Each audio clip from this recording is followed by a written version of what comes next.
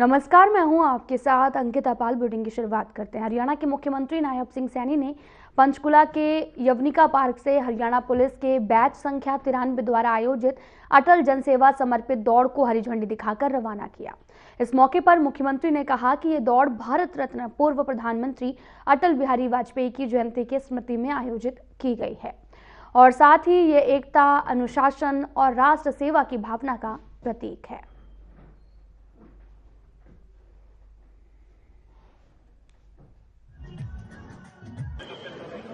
देखिए, सबसे पहले तो मैं सभी हमारे नवनियुक्त जो हरियाणा पुलिस की अपना प्रशिक्षण उन्होंने पूरा करके आज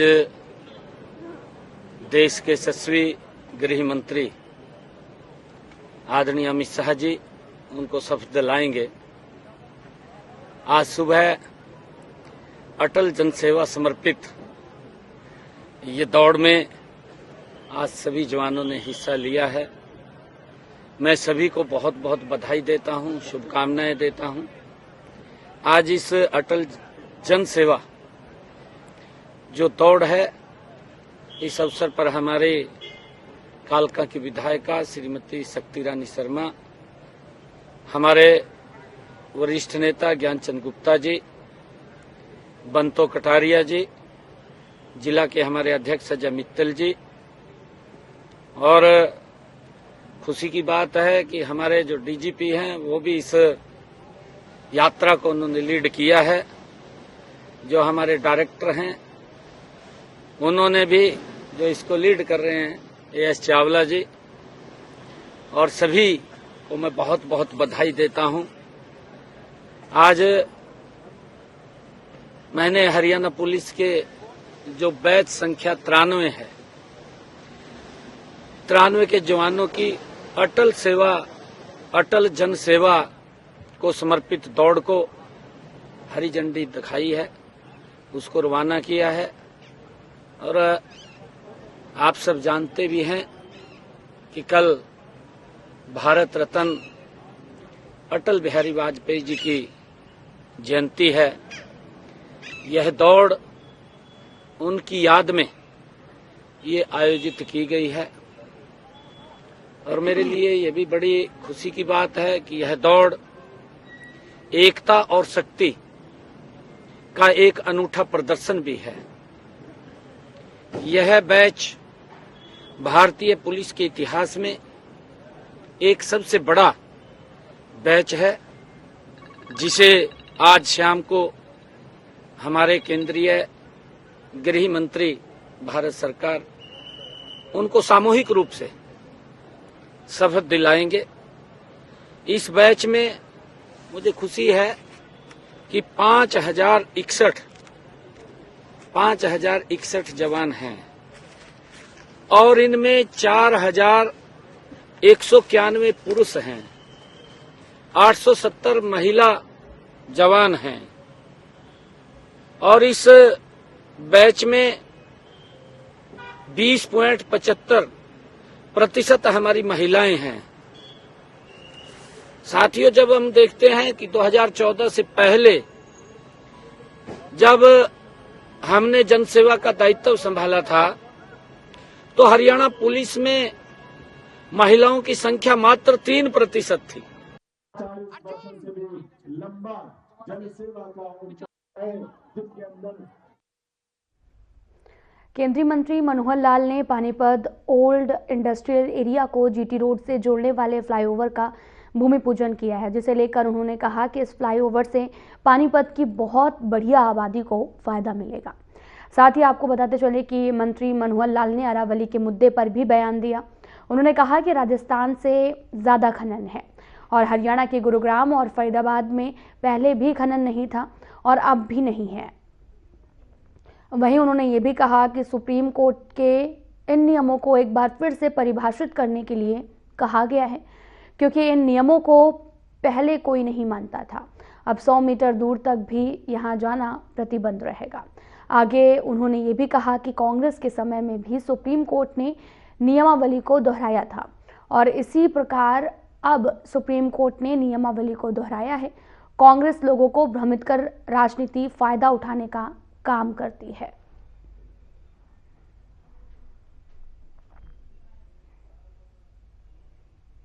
जितने काम हमारे देश के वैज्ञानिक कर रहे हैं उसमें एक से एक आगे और ये माइलस्टोन तय कर रहे हैं।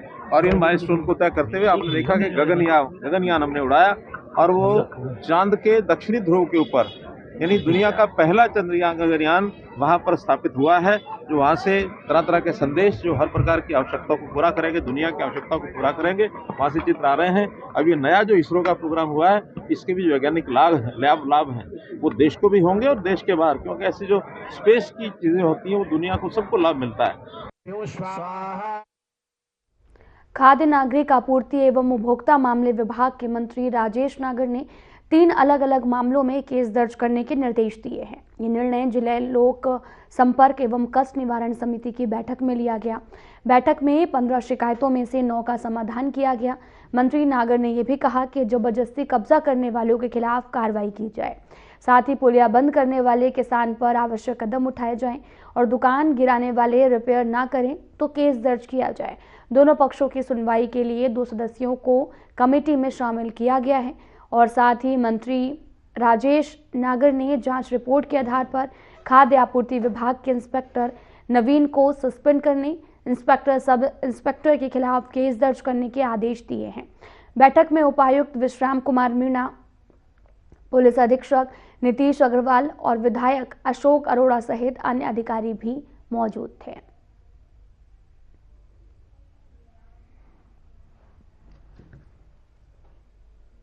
शिकायतें थी जिसमें से 9 को रिजॉल्व कर दिया गया है और 6 अभी जो उनकी कमेटी बनाकर उनको पेंडिंग किया गया है और आगे के लिए उसकी सुनवाई के लिए रखा।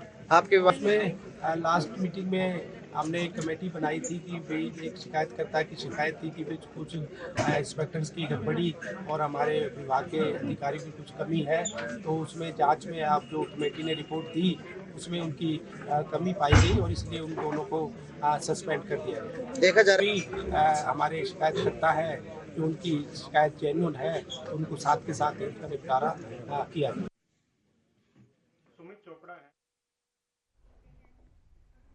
हरियाणा के कोसली विधानसभा क्षेत्र के भाला गांव में 50 साल के मोहन नामक खाद बीज विक्रेता की दुकान में ही 2 अज्ञात बदमाशों ने गोली मारकर हत्या कर दी।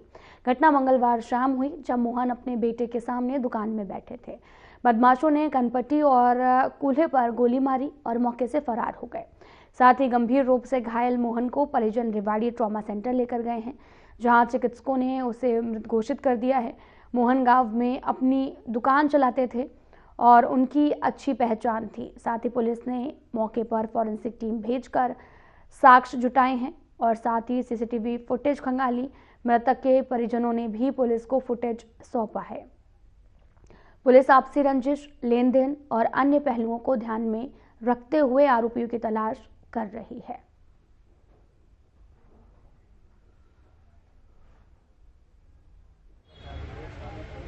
दो गाड़ी से आए और सीधा आके उन्होंने दवाई, हमारी खाद बीज की दुकान है, वहां पे आके उन्होंने दवाई मांगी और दवाई के बहाने सीधे अंदर चले गए और सीधे वहां पे उन्होंने गोली चला दी उनके ऊपर।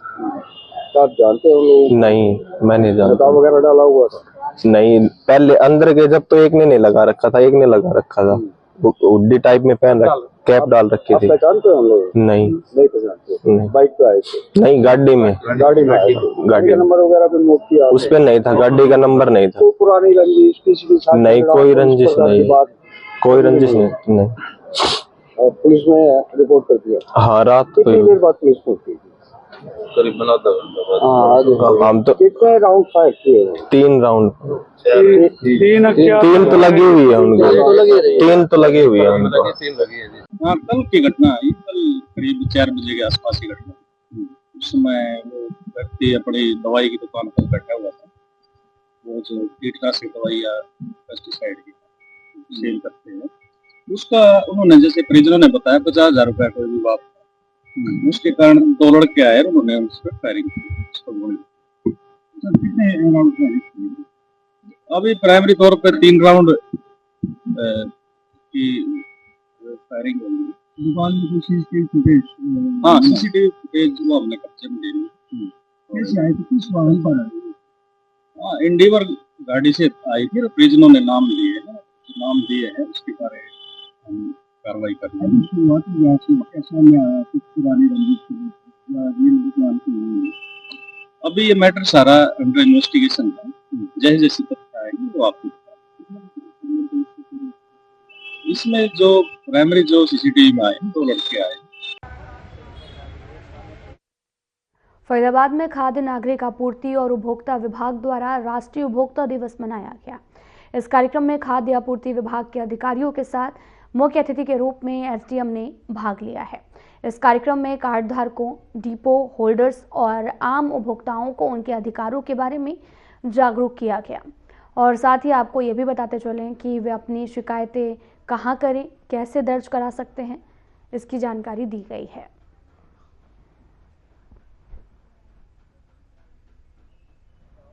आज जिला स्तरीय राष्ट्रीय उपभोक्ता दिवस रेड क्रॉस के हॉल में मनाया जा रहा है। माननीय SDM फरीदाबाद इसकी अध्यक्षता करेंगे। इसमें कार्ड धारकों को उनके अधिकारों के प्रति, एक उपभोक्ताओं को कोई शिकायत है तो कहाँ और किससे मिल सके, कहाँ पे उन्होंने अपनी शिकायत देनी, इस बारे जागरूक किया जाए।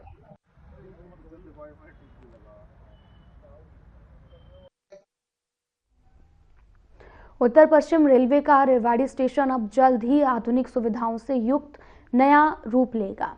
जयपुर मंडल के वरिष्ठ अधिकारियों ने स्टेशन पर चल रहे विकास कार्यों का निरीक्षण किया है और इसे शीघ्र पूरा करने के निर्देश भी दिए हैं। और साथ ही आपको बताते चलें कि अमृत भारत स्टेशन योजना के तहत 31.91 करोड़ रुपए की लागत से रेवाड़ी स्टेशन का पुनर्विकास किया जा रहा है। इस स्टेशन भवन का नवीनीकरण बढ़ा हुआ है। सुविधा क्षेत्र, अलग प्रवेश और निकास द्वार और भारतीय कला से सुसज्जित आंतरिक सजावट शामिल है।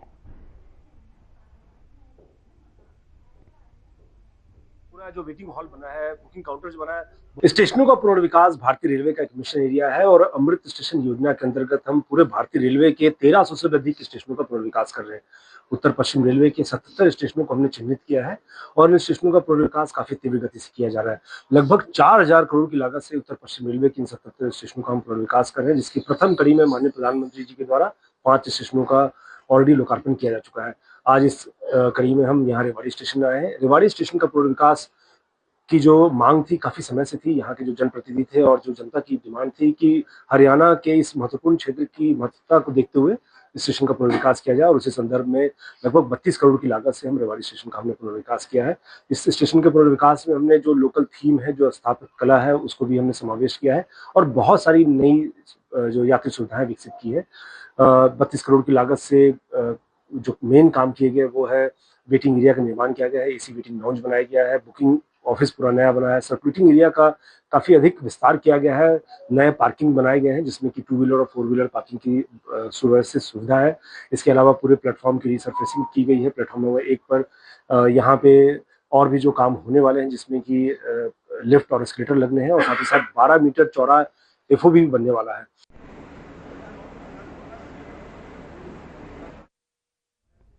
खबर महेंद्रगढ़ से है, जहां किन्नरों के 2 गुट आमने सामने होते नजर आए। किन्नरों के आपसी लड़ाई झगड़े की सूचना मिलने पर स्थानीय पुलिस भी मौके पर पहुंची, जिसके बाद में आपको बताते चलें कि किन्नर समाज के दोनों गुटों ने एक दूसरे पर आरोप प्रत्यारोप लगाए हैं। पुलिस ने दोनों पक्षों पर कई धाराओं के तहत में मामला दर्ज कर लिया है और साथ ही आपको बताते चले कि दोनों पक्षों से 13 आरोपियों को गिरफ्तार किया गया है। साथ ही DSP भारत भूषण ने चेतावनी देते हुए दोनों पक्षों के किन्नरों को कहा कि कोई भी कानून व्यवस्था बिगाड़ेगा तो उनके खिलाफ सख्त कार्रवाई की जाएगी और साथ ही उन्होंने लोगों से अपील करते हुए कहा कि किसी भी तरह की अफवाह पर ध्यान नहीं दिया जाए।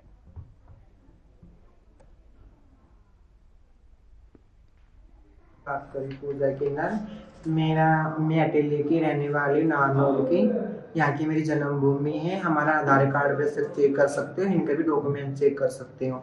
हम अपने घर में अपनी मम्मी से मिलने के लिए आए थे। ऐसे 8-10 गाड़ियों में सवार होकर मैं गुंडा लेके आके हमारे घर पे हमला किया और तो जो मेरा ड्राइवर है उसका हाथ तोड़ दिया, जो हमारी मम्मी है उसके भी टांग टूंग पे मारे। इतनी बदतमीज है, जो गामराम नहीं होता था हमें जान से मार देते। ऐसे ऐसे गुंडे जिनमें हुकिया और पता नहीं के बरसे कुहाड़िया ऐसे ऐसे हथियार लाके, हम तो पुलिस प्रशासन से ये मांग करते हैं बस हमारे साथ इंसाफ होना चाहिए। पिछले कुछ दिनों से जिला महेंद्रगढ़ में किन्नर समुदाय के दो पक्षों में अपने क्षेत्राधिकार को लेकर झगड़ा हो रहा है। जो कल भी अटेली क्षेत्र से कुछ किन्नर यहाँ पर नांगल चौधरी एरिया में बधाई लेने के लिए आए हुए थे। जो नारनौल के किन्नरों को जब इसका पता चला तो वो भी वहाँ मौके पर पहुँच गए, जिनमें आपस में मारपीट हो गई और पुलिस ने तुरंत कार्रवाई करते हुए दोनों के खिलाफ मुकदमा दर्ज कर दिया है और दोनों पक्षों के कुल 13 आरोपियों को गिरफ्तार करके 2 गाड़ियां कब्जा पुलिस में ली गई हैं, जो पुलिस ने तुरंत कार्रवाई की है। और मैं इन दोनों पक्षों के किन्नरों को बता देना चाहता हूं कि अपनी कानून व्यवस्था, जो कोई भी कानून व्यवस्था बिगाड़ेगा उसके खिलाफ सख्त से सख्त कार्रवाई की जाएगी। हम सोशल मीडिया पर भी नज़र रखे हुए हैं, यदि किसी ने किसी प्रकार की कोई अफवाह फैलाई तो उसके खिलाफ भी सख्त कार्रवाई होगी। मैं नारनौल जिले के लोगों से भी अपील करता हूं तो किसी भी अफवाह पे किसी प्रकार का कोई ध्यान ना दिया जाए। जो भी कानून अपने हाथ में लेगा उसके खिलाफ सख्त कार्रवाई की जाए।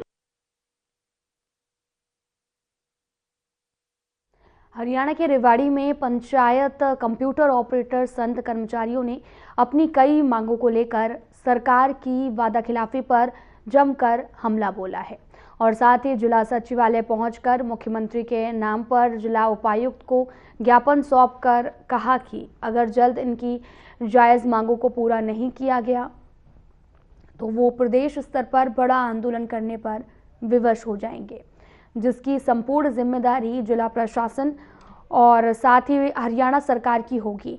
आपको ये भी बताते चले कि इस मामले में CPLO कर्मचारियों ने जानकारी देते हुए आगे क्या कुछ कहा, आपको सुनाते हैं।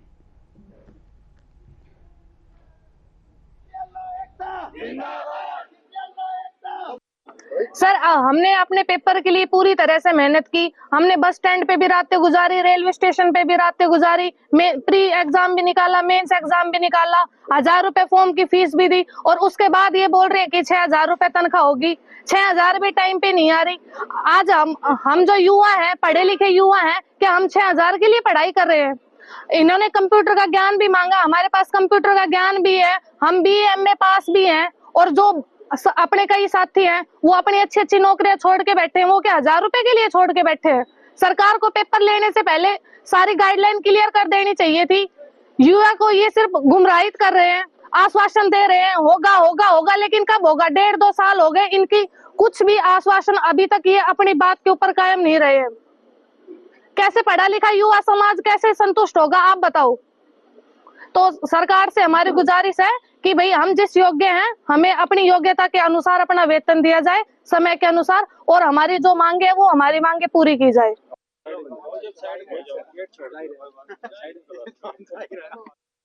यमुनानगर जिले के छछरौली बाल कुंज प्रांगण में वीर बाल दिवस बड़ी श्रद्धा और उत्साह के साथ मनाया गया।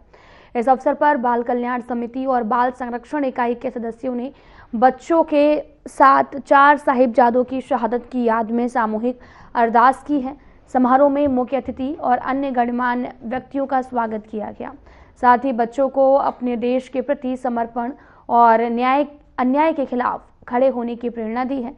बाल कल्याण समिति के अध्यक्ष अशोक कुमार ने कहा कि वीर बाल दिवस न केवल देशभक्ति का प्रतीक है, बल्कि ये बच्चों और युवाओं को दृढ़ संकल्प और शिक्षा पूरी करने के लिए प्रेरित करता है। समारोह में बाबा मोती राम मेहरा की बहादुरी को भी याद किया गया, जिन्होंने साहिबजादों को दूध पिलाने के लिए अपना सब कुछ दांव पर लगा दिया। साथ ही सदस्य सुशील गुलाटी, पूनम अग्रवाल, अधिवक्ता मोनिका रानी, डॉक्टर शालिनी ने बच्चों को दृढ़ संकल्प के साथ शिक्षा पूरी करने का संदेश दिया है।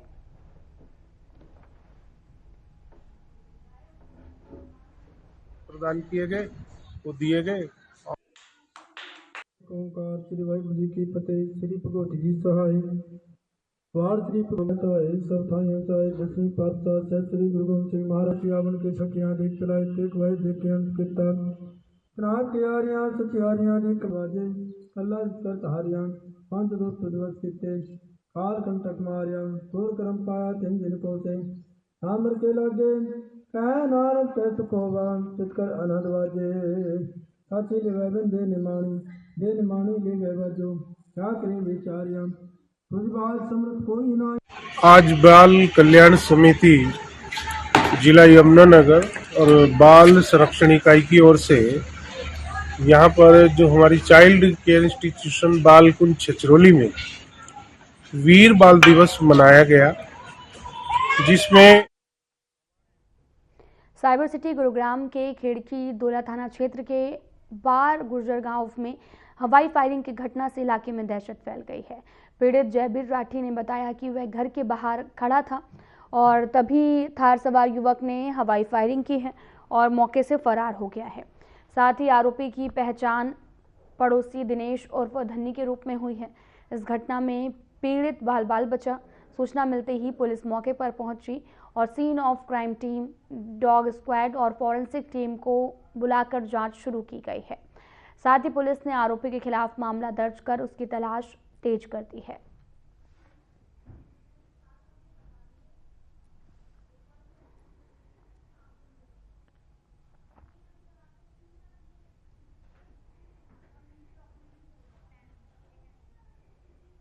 सिरसा में सुशासन दिवस के अवसर पर जिला प्रशासन द्वारा 25 दिसंबर वीरवार को प्रातः 10 बजे स्थानीय लघु सचिवालय के बैठक कक्ष में जिला स्तरीय समारोह का आयोजन किया जाएगा। इस समारोह में हरियाणा के कृषि मंत्री श्याम सिंह राणा मुख्य अतिथि के तौर पर शिरकत करेंगे। साथ ही नगराधीश अजय सिंह ने भी जानकारी देते हुए बताया कि जिला स्तर के साथ साथ उपमंडल स्तर पर भी सुशासन दिवस मनाया जाएगा। उन्होंने संबंधित विभागों को निर्देश दिए हैं कि कार्यक्रम की सभी तैयारियां समय रहते पूरी की जाएं, ताकि आयोजन सुचारू रूप से संपन्न हो सके।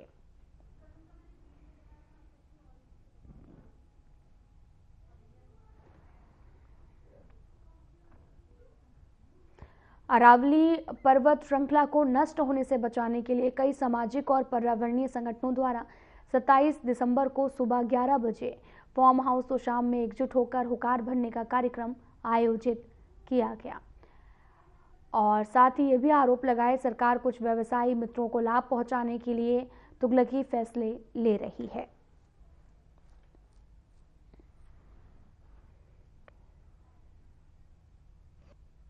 साथियों नमस्कार। अरावली पर्वत श्रृंखला को बचाने के लिए हम सबको प्रयास करना चाहिए। इसी प्रयास में युवा कल्याण संगठन भी 27 तारीख को एक मीटिंग का आयोजन किया जा रहा है। उस मीटिंग में विभिन्न संगठन भाग लेंगे। तो शाम के अंदर है वो मीटिंग है सुबेदार रघुवीर सिंह फार्म हाउस पर। आप सभी से अनुरोध है कि उसमें पहुँचे और किस प्रकार से हम सब मिलकर जीव जंतुओं को और जो हमारी अरावली पर्वत शाखा उसको बचाया जा सके, इसके ऊपर मंथन होगा कि क्या अग्रिम रूपरेखा क्या होनी चाहिए। इसमें आप सभी को आना है। आप सभी आमंत्रित हैं। आपका बहुत बहुत धन्यवाद।